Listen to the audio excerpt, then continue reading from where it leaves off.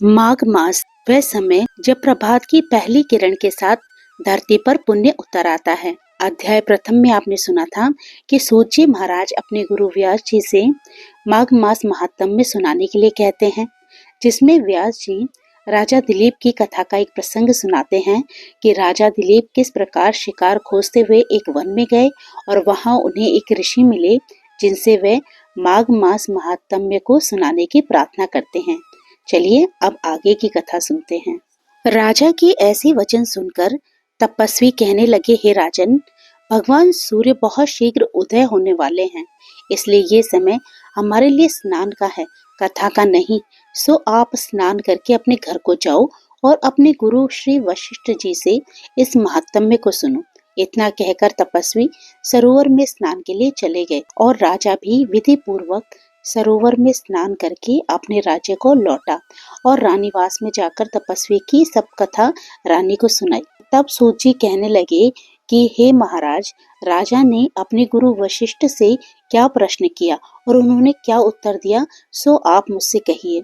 व्यास जी कहने लगे, हे सूत जी, राजा दिलीप ने रात्रि को सुख से सोकर प्रातः समय में अपने गुरु वशिष्ठ के पास जाकर उनके चरणों को छूकर प्रणाम करके तपस्वी के बताए हुए प्रश्नों को अति नम्रता से पूछा कि गुरुजी, आपने आचार, दंड, नीति, राजधर्म तथा चारों वर्णों के चारों आश्रमों की क्रियाओं, दान और उनके विधान, यज्ञ और उनकी विधियां, व्रत, उनकी प्रतिष्ठा तथा भगवान विष्णु की आराधना अनेक प्रकार से तथा विस्तार पूर्वक मुझको बतलाई।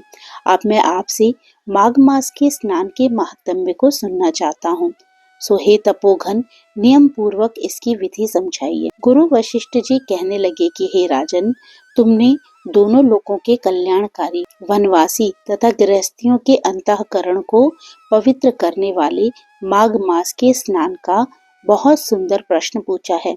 मकर राशि में सूर्य के आने पर माघ मास में स्नान का फल गौ, भूमि, तिल, वस्त्र, स्वर्ण, अन्न, घोड़ा आदि दानों तथा चंद्रायण और ब्रह्माकूर्च व्रत आदि से भी अधिक होता है। वैशाख तथा कार्तिक में जप, दान, तप और यज्ञ बहुत फल देने वाले हैं, परंतु माघ मास में इनका फल बहुत ही अधिक होता है। माघ मास में स्नान करने वाला पुरुष राजा और मुक्ति के मार्ग को जानने वाला होता है। दिव्य दृष्टि वाले महात्माओं ने कहा है कि जो मनुष्य माघ मास में सकाम या भगवान के निमित्त नियम पूर्वक माघ मास में स्नान करता है, वह अनंत फल वाला होता है। उसको शरीर की शुद्धि, प्रीति, ऐश्वर्य तथा चारों प्रकार के फलों की प्राप्ति होती है। अदिति ने 12 वर्ष तक मकर संक्रांति में अन्न त्याग कर स्नान किया।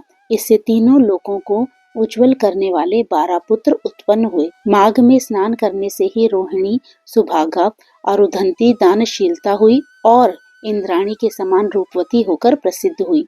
जो माघ मास में स्नान करते हैं तथा देवताओं के पूजन में तत्पर रहते हैं, उनको सुंदर स्थान, हाथी और घोड़ों की सवारी तथा दान को द्रव्य प्राप्त होता है।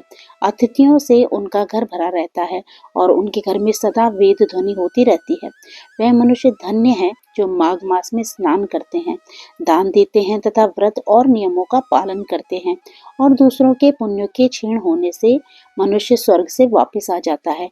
परंतु जो मनुष्य माघ मास में स्नान करता है, वह कभी स्वर्ग से वापस नहीं आता। इससे बढ़कर कोई नियम, तप, दान पवित्र और पाप नाशक नहीं है। भृगु जी ने मणि पर्वत पर विद्याधरों को ये सुनाया था।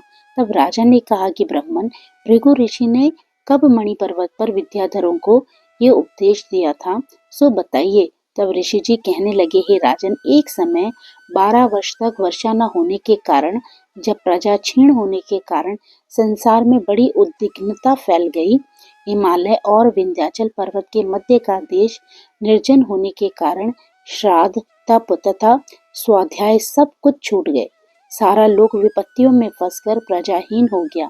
सारा भूमंडल फल और अन्न से रहित हो गया। तब विंध्याचल से नीचे बहती हुई नदी के सुंदर वृक्षों से आच्छादित अपने आश्रम से निकलकर श्री भृगु ऋषि अपने शिष्यों सहित हिमालय पर्वत पर गए। इस पर्वत की चोटी नीली और नीचे का हिस्सा सुनहरी होने से सारा पर्वत पीतांबरधारी श्री भगवान के सदृश लगता था। पर्वत के बीच का भाग नीला और बीच बीच में कहीं सफेद स्फटिक होने से तारों से युक्त आकाश जैसी शोभा को प्राप्त होता था। रात्रि के समय पर पर्वत दीपकों की तरह चमकती हुई दिव्य औषधियों से पूरित किसी महल की शोभा को प्राप्त होता था।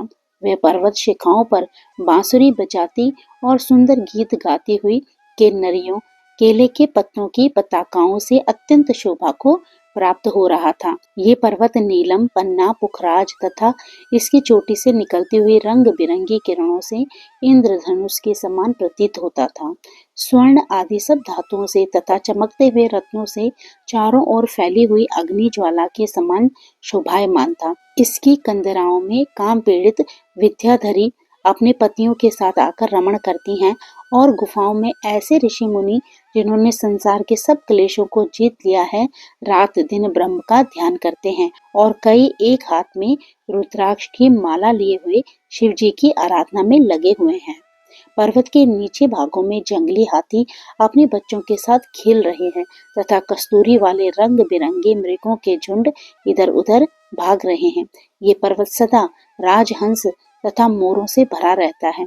इसी कारण इसको हेमकुंड कहते हैं। यहाँ पर सदैव ही देवता, गुह्यक और अप्सरा निवास करते हैं। तो भक्तों, यहाँ पर माघ मास महात्म्य का दूसरा अध्याय विराम लेता है। इससे आगे की कथा आप कल के अध्याय में सुनेंगे। तो इन कथाओं को सुनने के लिए आप मेरे साथ बने रहिएगा और अध्याय 1 अगर आपने ना सुना हो तो मेरे चैनल पर जाकर अवश्य ही सुन लीजिएगा। तो फिर प्रभु का नाम लेते रहिए और पुण्य के भागी बनते रहिए। जय श्री कृष्णा, राधे राधे।